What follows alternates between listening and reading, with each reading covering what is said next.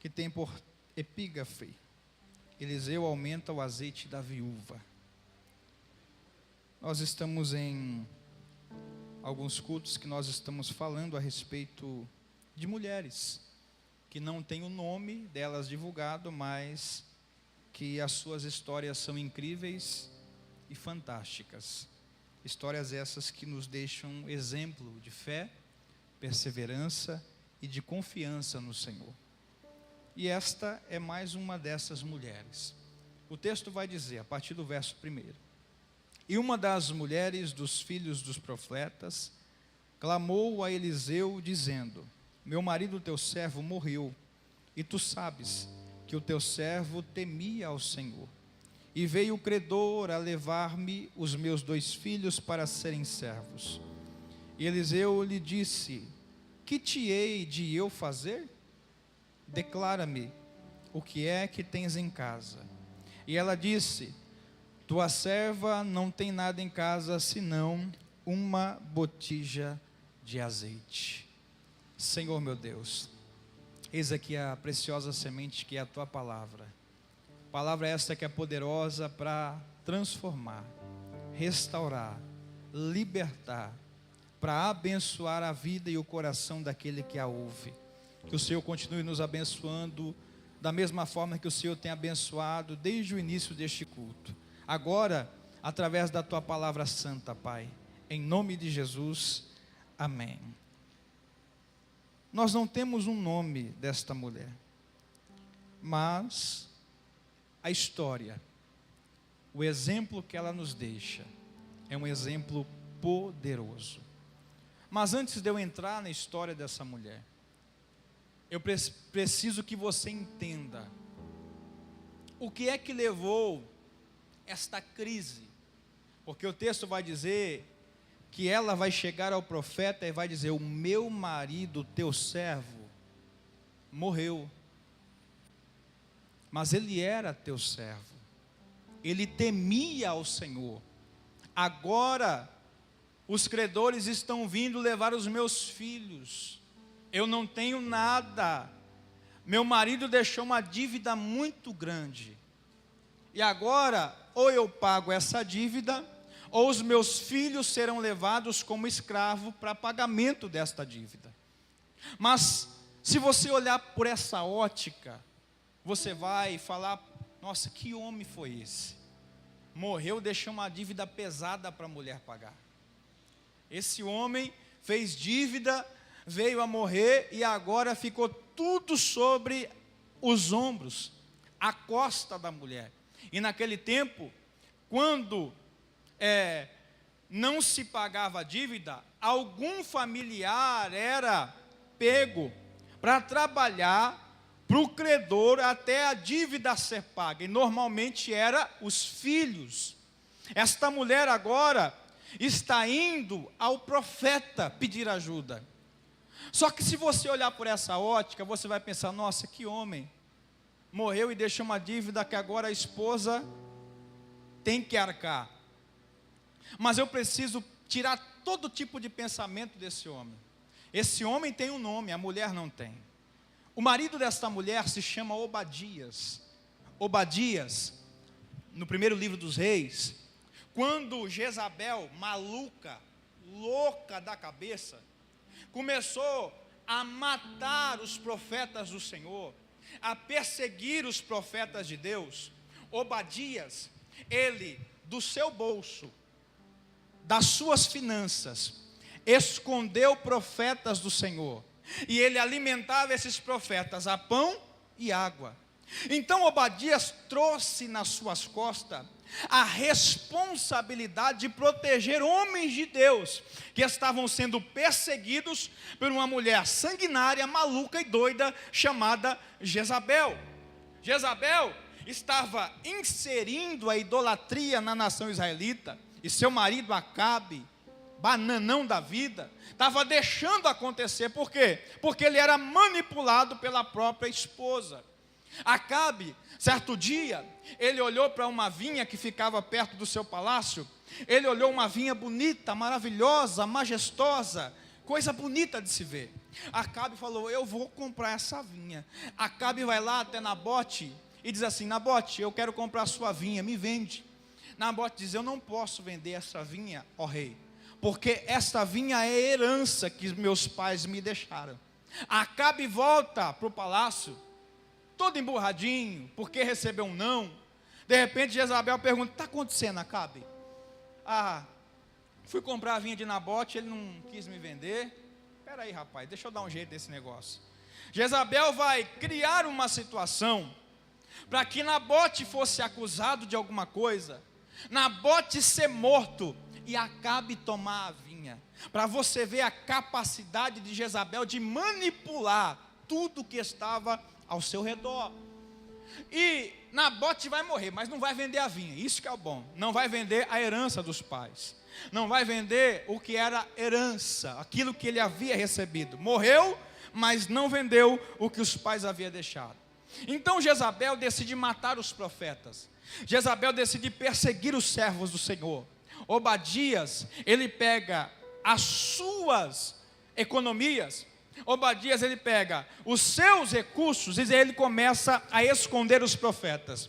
Ele esconde os profetas e vai comprando pão, vai levando água. Obadias alimenta esses profetas escondidos até a perseguição que estava acontecendo cessar. Então aí você já tem a noção e a percepção porque esse homem estava endividado.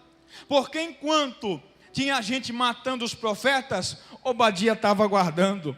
Enquanto tinha gente querendo destruir os homens de Deus, Obadias estava colocando eles em segurança. Então Obadias ele vai morrer, só que as dívidas vão ficar.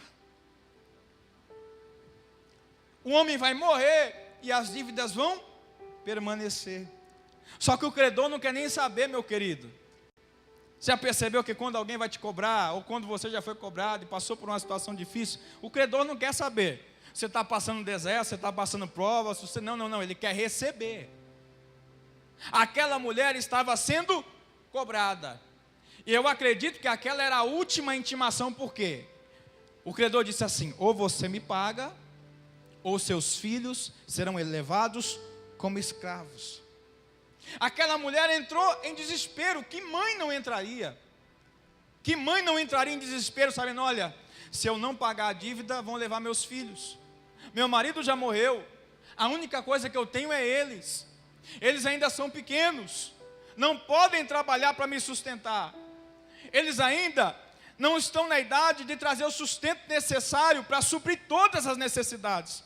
Então ela vai fazer uma coisa que todos nós temos que fazer diante das nossas crises: descer no altar do Senhor, ir aos pés do Senhor. Porque quando ela vai até o profeta, ela está indo até o homem de Deus, porque naquele tempo o profeta tinha autoridade de Deus para trazer uma solução para o problema. Ela vai dizer, meu marido, teu servo, viu, andava aí, fazia obra, só faltava falar, socorreu muita gente, está morto. Agora os credores estão vindo cobrar a dívida e vão levar os meus filhos. A primeira atitude do profeta é, o que é que eu tenho a ver com isso? Porque ele vai dizer, o que eu tenho com isso?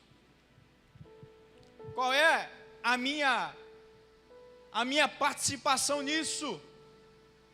Só que como profeta de Deus, ele entende também que aquela mulher, ela tinha autoridade sobre a vida dela.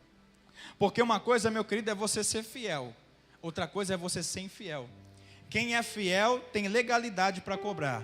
Agora quem não é, não tem legalidade nenhuma para querer cobrar a bênção de Deus. Quando ele fala, o que é que eu tenho contigo? Logo ele pergunta, uma pergunta simples: o que é que você tem dentro da sua casa? Ela diz, a tua serva não tem nada. Essa foi a primeira impressão dela, eu não tenho nada. Mas ela se lembra, vírgula, se não, uma botija de azeite. Quando ela fala, eu não tenho nada, logo ela se lembra, não, eu tenho só uma botija de azeite. E azeite, irmão, na ótica natural humana, nossa aqui, ia dar para fritar um ovo, ia dar para fazer alguma fritura de nada e acabou. Era só o que ela tinha, uma botija de azeite.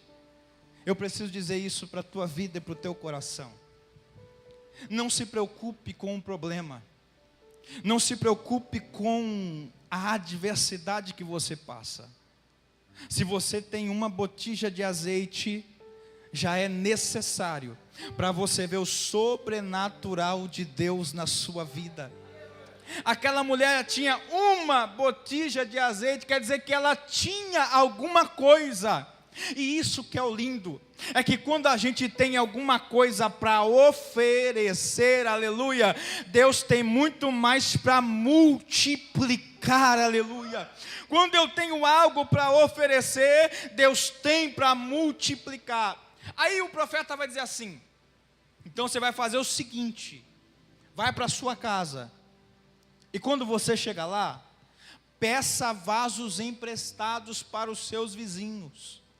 Muitos e não poucos. O profeta estava dizendo assim, ó, vai lá na vizinhança e começa a pedir vaso. Pede para o vizinho da esquerda, pede para o vizinho da direita, passa no bairro, no quarteirão, passa lá e pede vaso emprestado. E quando você fazer isso, você vai entrar dentro da sua casa, você e os seus filhos, fechar a porta. Você vai pegar o azeite que você tem, aquele pouquinho que você me falou, e vai deitar sobre os vasos. Pastor, que loucura é essa? As coisas de Deus não podem ser explicadas. As coisas de Deus não podem ser compreendidas. As coisas de Deus têm que ser aceitas e praticadas. Aquela mulher poderia ter falado assim para ele, só isso? Mas aquela mulher era uma serva de Deus. E por ela ser uma serva de Deus, estava recebendo uma palavra do profeta. Então ela sabia que Deus tinha algo diferente para fazer, aleluia. Irmão, quando Deus ele dá uma palavra, Ele dá com autoridade para a gente entender que Ele está no controle de tudo. Certa feita, o moço do profeta saiu para fora, imagina ele acordando, daqui a pouco o exército da Síria cercou toda a tenda onde estava o profeta Eliseu. De repente o moço do profeta ainda, meu senhor, se o senhor sair lá fora, nós estamos perdidos. Um exército inimigo está rodeando todo a nossa casa. Aí de repente Eliseu sai, peraí senhor, abre os olhos do moço aqui. Aí Deus abre os olhos do moço, ele viu um exército do céu que estava em cima, pronto para guerrear. Era como se Deus estivesse dizendo, se tocar nele eu mato todo mundo, se encostar no meu profeta eu acabo com todo mundo. Então o moço profeta viu, peraí, o exército de cima é maior que o exército de baixo, então eu posso tranquilizar o meu coração. O lindo de Deus é isso, irmão, que Deus ele faz a gente entender o sobrenatural dele nos momentos que a gente nem acha que a gente tem a capacidade de lidar com o problema. Porque senão não vai ser sobrenatural, não vai ser milagre. Deixa eu falar um negócio, algo para o teu coração. Quando o médico diz que não tem mais jeito, é aí que entra a fé e o milagre. Por quê? Porque é Deus que dá a última palavra. Aí é milagre. Porque enquanto a mão do homem pode fazer, Deus não faz. Agora, quando a mão do homem não pode fazer, ele diz, espera aí que eu entro em cena para fazer alguma coisa. É assim que Deus age. E por isso que ele é inexplicável. Aquela mulher vai para casa. E o que ela vai fazer? Vai falar para os meninos, olha, saiam pegando vasos emprestados. Pede para a dona Maria, pede para o seu João, pede para o Joaquim. Aqui atrás tem a vizinha aqui, pede para ela também. Onde tiver uma porta, onde tiver uma casa, vai pedindo vaso. Aqui fica mais uma lição para você. Se aquela mulher não tivesse comunhão, pastor Facinho, com os vizinhos, dava um vaso para ela? Se ela não tivesse comunhão, quem está ao redor dela, ela receberia algum vaso emprestado? É aí que está o detalhe. Quem tem comunhão nunca vai receber uma porta fechada quando tiver a necessidade de Deus fazer um milagre. Tem gente, irmão, que até está dentro da igreja. Tem gente que até vem no culto. Tem gente que dá glória a Deus e dá aleluia. Mas na hora do vamos ver, a comunhão, foi embora faz tempo. Não tem comunhão com o vizinho da esquerda, não tem comunhão com o vizinho da direita, não tem comunhão com o vizinho da frente. Se o vizinho de cima varre a folha para baixo ali, daqui a pouco já está querendo quebrar portão, já está querendo xingar, já está querendo falar. Ei, meu querido, crente tem comunhão, aleluia! Se ela não tivesse comunhão, ia receber vaso? Não. Ah, mas pastor, tem uns vizinhos ruins. Sim, mas você é bom. Ah, mas tem uns vizinhos que dá trabalho. Mas você tem a luz. Você é sal da terra. Você é a luz do mundo. Você é diferente. Você não é igual. Mas o meu temperamento é forte. Grande coisa. O seu temperamento, a partir do momento que Jesus entrou na tua vida, quem controla é Ele, não é você? Fruto do Espírito: mansidão, temperança, domínio próprio. Não quero matar, não vai. O Espírito Santo: não vai. Eu vou varrer de volta a folha para cima. Não vai ser diferente. Pega a pazinha, cata o lixo, põe na sacola. Oh, glória a Deus e aleluia. Por mais que no teu coração você está querendo ir lá jogar bem na porta da casa da pessoa, mas você vai: aleluia, eu sou diferente. Eu fui lavado, remido no sangue do Cordeiro. Jesus, se o Senhor me der 5 minutos, o Senhor não vai me dar 5 minutos não, porque eu sou crente. E o Senhor é na minha vida, eu não vou fazer, é assim. Agora tem gente que fica assim: eu vou, olha em cima do muro, olha que ponhar na minha calçada, o pau vai quebrar, a folha vai cair. Aí daqui a pouco já abre o portão: sua atribulada do diabo, leva essa folha para lá. Você não vai ganhar o seu vizinho nem a sua vizinha. Se for falar alguma coisa: ô serva do Deus Altíssimo,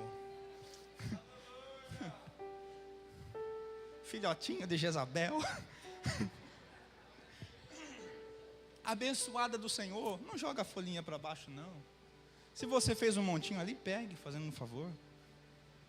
Já que é para falar alguma coisa, seja sábio, seja sábia, tenha comunhão. Porque no dia que tiver alguém passando mal dentro da sua casa, não tiver ninguém para te socorrer, você vai bater na porta. E aí, a porta vai estar aberta ou vai estar fechada? É aí que está o detalhe da comunhão. E quando eu falo em comunhão, não falo só do vizinho, não. Eu falo de todos nós que estamos aqui. Não adianta estar dentro da igreja e não ter comunhão com o teu irmão que está do teu lado. Não adianta estar dentro da igreja e não ter comunhão com quem está ao teu lado, no mesmo propósito. Porque no dia que você precisar, o primeiro a bater na porta da sua cara é ele, é ela. Então nós temos que ter comunhão. Aquela mulher tinha comunhão. Os filhos foram bater: ô seu João, presta um vaso para mim, pois eu devolvo. Ô menino, leva aí, como é que está sua mãe? Ah, tá bem, glória a Deus. Dona Maria, presta um vaso aí. Senhora, tem algum sobrando? Tem 2, quer 1 ou 2? Vou levar os 2. Porque é para pegar tudo, então vou levar os 2. Imagina os vizinhos: nossa, a viúva lá está pedindo vaso para a vizinhança inteira. O que será que está acontecendo? A viúva lá do seu Obadias lá tá pedindo vaso para tudo quanto é lado. Já pediu para a Dona Maria, para o seu João, para o José, para o Joaquim. Pediu para fulano, ciclano, beltrano. Já foi até no quarteirão de trás os meninos correndo. Eu só vejo os meninos trazendo vaso. Não sei onde está cabendo vaso dentro dessa casa. Quem recebe a autoridade do céu não pergunta, não questiona. Eu imagino talvez aqueles meninos: nossa, está levando vaso, é vaso daqui, é vaso de lá, é vaso daqui, é vaso de lá. Aí eu imagino lá no cantinho da casa lá do Joaquim: seu Joaquim, e aquele vaso no chão lá? Sujo, abandonado. deixado de lado. Posso pegar ele? Ah, pode pegar, não está servindo para nada. Atos dos Apóstolos. Ananias, vai até a rua chamada direita, porque lá tem um homem chamado Saulo que está te esperando. Ananias, Senhor, eu tenho ouvido falar muito desse homem, não é coisa boa não. Aí Deus diz, Ananias, vai porque para mim ele é um vaso escolhido. Não despreza o vaso não, tá? Porque pode até não estar valendo nada para você agora, mas na mão de Deus faz a diferença, aleluia. Para Ananias, opa, esse aí é perseguidor, mata, procura matar, mas na mão de Deus é um vaso escolhido. É por isso que o apóstolo Paulo teve a sensibilidade de escrever em Coríntios, mas Deus escolheu as coisas loucas dessa terra para confundir aqueles que são.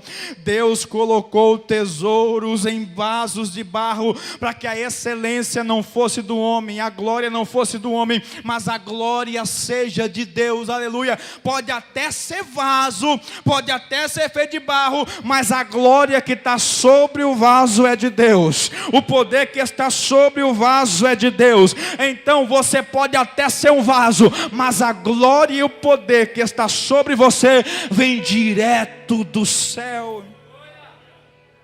Vai pegando o vaso, irmão. Eu vou falar isso aqui para você, vai pegando o vaso. Vai pegando o vaso. Pronto. Ao detalhe, olha o que o profeta disse. Aí quando você pegar vasos, entra na sua casa, você e seus filhos, e fecha a porta. Porque tem milagre, irmãos, que acontecem na nossa vida, que os vizinhos não precisam saber. O vaso você pode até ter emprestado com eles, mas o que Deus vai fazer com o vaso, aí não é da conta deles. O que é isso, pastor? É que tem milagre que Deus quer preparar para a nossa vida, que Deus diz, ó, é você e a sua família, você e a sua descendência. Então entra dentro de casa, fecha a porta, para de ficar falando para todo mundo. É porque tem gente que é assim, Deus mandou eu fazer isso, eu vou fazer, vai ser bênção, vai ser vitória, Deus mandou eu investir, Deus mandou e tal, e tal, e tal. Aí conta para todo mundo. Aí os invejosos, não vai dar certo. Vai travar, vai bloquear. Não faça isso não. Entra dentro da tua casa, fecha a porta.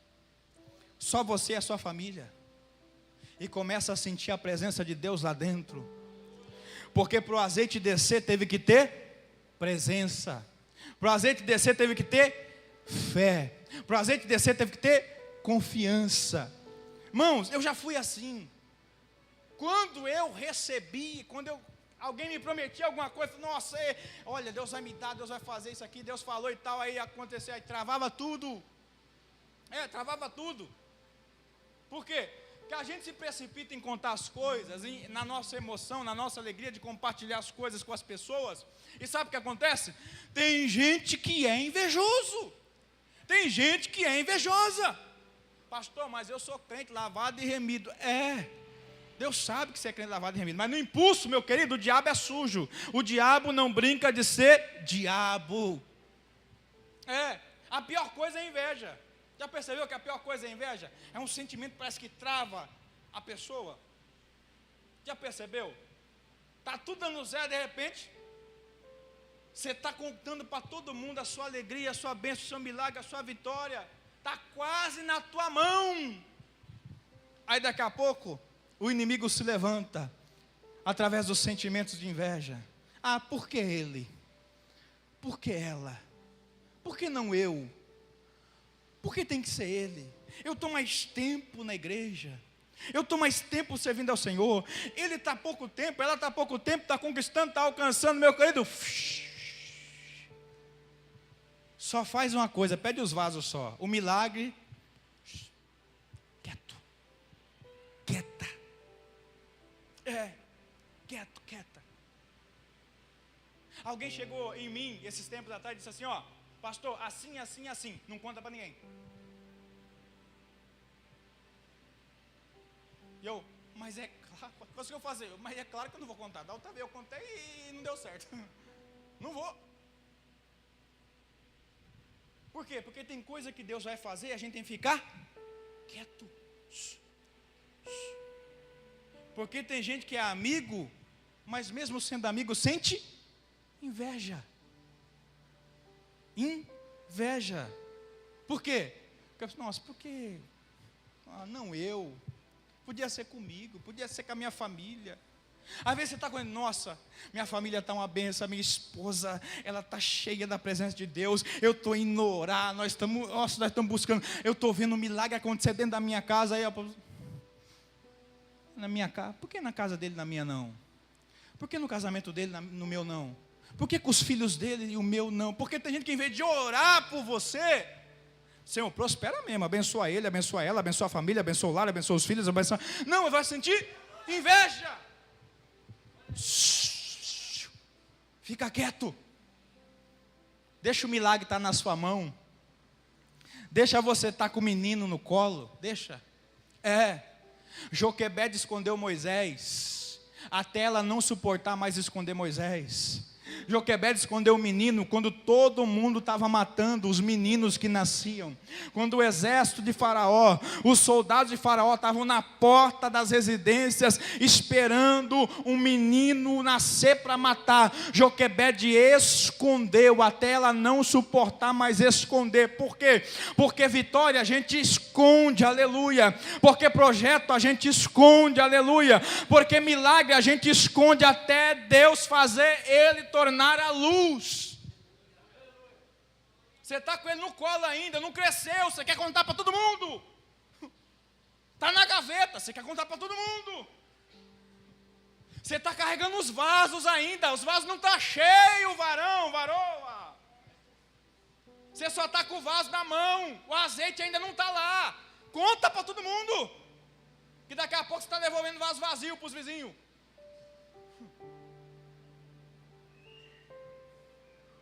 Oh, aleluia. Hoje a palavra é dura, né? Dói. Vai contar o teu milagre para todo mundo? Vai. Eu vou lá financiar um carro semana que vem. Vai. Na outra semana já fica desempregado. Tirei o carro, glória a Deus, aleluia. Daqui a pouco, perde emprego.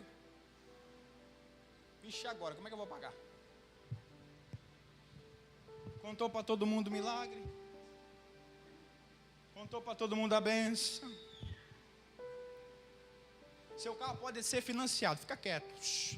Ninguém precisa saber que seu carro é financiado. Você está trabalhando para pagar, é seu, acabou.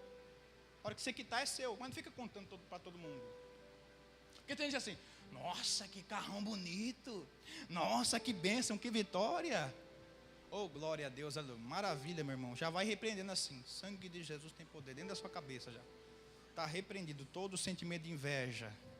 Está repreendido. É bênção, o carro é bênção, a gente precisa para andar. Pronto, é simples. Deus me deu a vitória, olha aí. Eu fui lá, aprovou tudo, o banco aprovou, tal.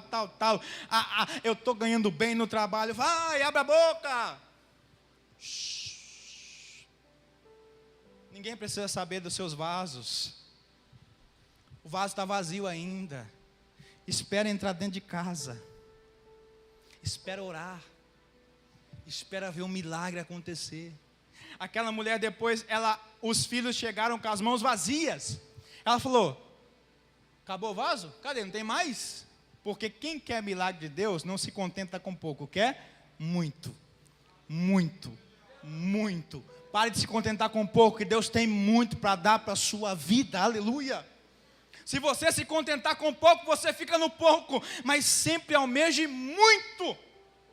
Quando Deus, Ele pode te dar muito, então queira muito.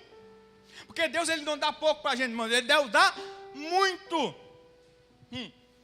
Ela, acabou os vasos? Acabou. Então tá bom. Entra para dentro aí, criançada. Fecha a porta. Cadê a botijinha de azeite? Pega lá, Joãozinho. Vou fazer um teatrinho aqui, tá? Uma botija de azeite equivalia a isso aqui, tá? Isso era uma botija de azeite, até menor. Cadê o primeiro vaso? E vaso, irmão, né? Não, vaso, se você olhar nos sítios arqueológicos, vaso era desse tamanho aqui, ó. Tá? Bíblico. E ela, ó. 1, 2, 3. Oxi, o que está acontecendo aqui? 4, 5. Mas só um pouquinho? 6. Mas só dá para a garrafinha? 7, 8. O que está acontecendo? 9, 10, 11, 12, 13, 14, 15, mas não para mais de encher, mas só tem um pouquinho de azeite e está enchendo o vaso. Aí, meu, uma coisa é você abrir a torneira da sua casa e encher o balde, outra coisa é você pegar um pequeno frasco e começar a encher 1, 2, 3, 4, 5, 6, 7, 8, porque na torneira da sua casa a fonte está no cano, agora na torneira do milagre a fonte está lá em cima, no alto, aleluia. Ei, a fonte do milagre para a tua vida e da prosperidade não está nas mãos do homem, a fonte está nas mãos de Deus, aleluia. Tem gente olhando para você e diz, é pouco que ele tem, é pouco que ela tem. Na mão de quem está olhando é pouco, mas na mão de Deus é muito, é muito, é muito. Ei, na mão de quem está olhando para você está dizendo assim, não vai dar em nada, esse pouquinho aí vai acabar logo. Aí Deus pega e diz assim, vai pegando o vaso lá, vai enchendo, varão, vai enchendo, varoa, vai enchendo. Estão falando que não vai dar em nada, estou fazendo milagre, estou fazendo milagre, estou fazendo milagre, estou fazendo milagre, estou fazendo milagre. Peraí, eu tinha um pouquinho, para Deus só precisa do pouco, mas um pouco de fé, aleluia, para Deus transformar o pouco em muito, aleluia. Ela tinha uma botija com um pouquinho de azeite. Ela recebeu uma palavra do céu e ela obedeceu. Acabou. Ela fez o quê? Na hora do milagre ela deixou a porta aberta para todo mundo ver o azeite entrando. Porque tem vizinho curioso, viu? Tá lá, o azeite descendo. Oxi, não para mais de sair óleo da botijinha ali? Ah, é bruxaria aquilo ali, hein? Não para mais de sair. Oxi. Acha que é aquilo ali que está acontecendo? Tem momento na sua vida, irmão, que você vai escancarar a janela para as pessoas verem que você está na dependência de Deus. Mas quando Deus manda você fechar a porta, fecha a porta. Daniel recebeu uma sentença, olha, quem fosse pego adorando ao seu Deus, seria lançado na cova dos leões. Daniel fez o quê? Abriu a janela, abriu a porta e foi orar. A Daniel abriu para todo mundo ver. Pode ver que eu vou continuar orando, eu vou continuar servindo meu Deus. Se eu tiver que morrer em oração, eu vou morrer orando, eu vou morrer fazendo, eu vou morrer pregando, eu vou morrer cantando, eu vou morrer adorando. Mas ninguém para o que eu tenho na minha vida para com Deus. Daniel foi jogar nas covas dos leões, morreu? Não, Deus fechou a boca do leão. Quietinho, meu servo está aí, hein? Fica tranquilo, leãozada, que daqui a pouco vai ter carne boa para vocês. Daniel sai da cova dos leões, todo mundo que se levantou contra Daniel, para Daniel ser morto, leão jejuou a noite inteirinha. O rei falou assim, ó, manda jogar todo esse povo aí, ó, que se levantou contra Daniel na cova. O texto vai dizer que não deu nem tempo de chegar lá no fundo, os leões já estraçalhou tudo eles. Por quê? Porque quem confia em Deus pode repousar tranquilo. Quem confia em Deus pode descansar e reclinar a cabeça. Quem confia em Deus pode deitar o pouco, porque sabe que o pouco vai se transformar em muito, em muito, em muito, em muito, em muito, em muito. Aí o texto vai dizer, isso que é lindo, irmão. Ô mulher ambiciosa. Você tem que ter ambição para as coisas de Deus. Porque o texto vai dizer que ela sucedeu que, verso 6, cheios que foram os vasos, disse a seu filho, traze ainda mais um vaso. E ele disse, não há mais vaso nenhum. O menino falou assim, ó, o azeite, acabou o vaso, não tem mais, já encheu tudo, mãe. Aí o texto vai dizer, então o azeite parou. Só parou porque acabou porque se tivesse vaso, Deus estava, ó. Imagine se o quarteirão fosse maior, irmão. Imagine se o terreno fosse grande. Aí o que ela fez? Ela agiu por conta própria? Não. Porque o profeta Júnior deu a senha. Ó, pede vaso emprestado, entra dentro da sua casa, fecha a porta, a bênção é para você e para a sua família, ninguém precisa ver, ninguém precisa saber. É só vocês. Pegou? Eu vou ter que desenhar. Pegou, né? A bênção é para você e para a sua família. Quietinho. Milagre é para você e para a sua família. Ó, quietinho. Deixa estar grande o menino para depois você mostrar, tá? Tá grande, cresceu. Porque depois que crescer, irmão, não tem como matar mais. Milagre depois que estiver grande, é só vitória e só alegria. Depois que Moisés cresceu, meu querido, ninguém parou mais Moisés. Joquebede escondeu quando estava pequeno, que queriam matar. Mas depois que Moisés cresceu, ó, Deus só usou Moisés. Pronto. Ela agiu por conta própria? Não. Aonde ela foi buscar a resposta? No homem de Deus. Ela voltou para o homem de Deus. E sucedeu que cheio os vasos, não há mais vaso. Então veio ela e fez saber ao homem de Deus e disse, ele. Ela foi lá contar, ó, profeta, eu fiz do jeitinho que você falou, do jeitinho que Deus mandou. E agora? Porque tem gente, irmão, que precisa entender que uma coisa é um milagre que está na sua mão, outra coisa é você lidar com o milagre. E agora? Então agora eu vou te ensinar outra coisa. Venda tudo, o azeite. Venda o azeite, paga a dívida que você deve e vive do resto. Até orientação financeira Deus dá para a gente. Você pegou isso aqui? Até como lidar com as nossas finanças, Deus diz, ó, pegou, está com o dinheiro aí na mão? Paga a dívida, vive do resto. Porque tem gente, irmão, que Deus abençoa financeiramente, Deus dá vitória, para quê? Para você socorrer, sobreviver ao momento da crise. Ela fez o quê? Pagou a dívida, viveu do resto e não perdeu os seus filhos. Então, sobreviva, sem perder a fé. Não se angustie. Quer a solução para o problema?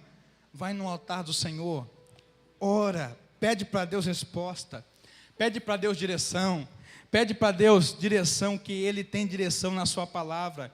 Aquela mulher nos ensina a ter fé e acreditar que o pouco que nós temos na mão de Deus, Ele multiplica, Ele prospera. Na tua mão você vai acabar rapidinho, mas na mão de Deus, aleluia. A mão de Deus fala de confiança. Quando eu confio no Senhor, que o pouco que eu tenho na mão dEle vai se transformar em muito, aleluia. A palavra de Deus nos ensina que Ele tem para nos dar a bênção recalcada, sacudida, transbordante e abundante, aleluia. Ele vos dá em justa medida a chuva, a temporã e a seródia. O que é isso, pastor? É a providência no momento certo, é o recurso no momento certo. Talvez você está angustiado o que vai ser do amanhã. Não se preocupe com o que vai ser do amanhã, apenas confie em Deus no teu hoje, no teu agora. Tenha fé agora, que você agora, hoje, vai ver o sobrenatural de Deus acontecer hoje, para você ficar tranquilo no dia de amanhã. Se você recebe essa palavra, então adore e exalte o nome do Senhor. Ela não tem nome, mas ela nos mostra o que é fé e confiança em Deus. Não precisa ter nome, só precisa ter confiança, só precisa acreditar. Qual é a lição que ficou hoje? Você pegou?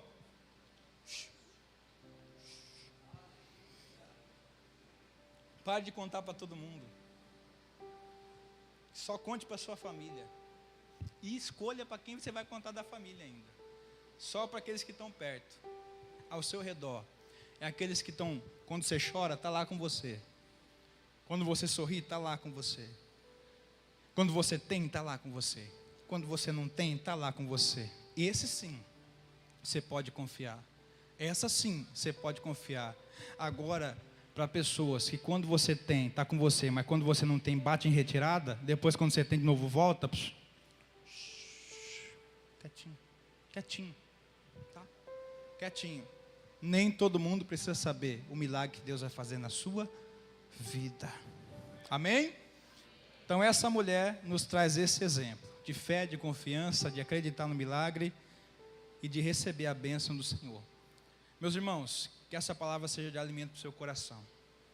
Nós falamos sobre a terceira mulher na Bíblia, anônima, mas que nos traz um exemplo poderoso do que é confiar no Senhor. Que nunca deixe na sua vida, no seu coração, deixar de existir a confiança. Confie em Deus e Ele tudo fará. Em Provérbios vai dizer, lança o teu pão sobre as águas, depois de muitos dias o achará. Isso é confiar em Deus. Outro sim, amanhã, recados da semana. Antes de dar os recados, eu preciso saber, tem alguém que quer aceitar Jesus? Alguém que quer reconciliar?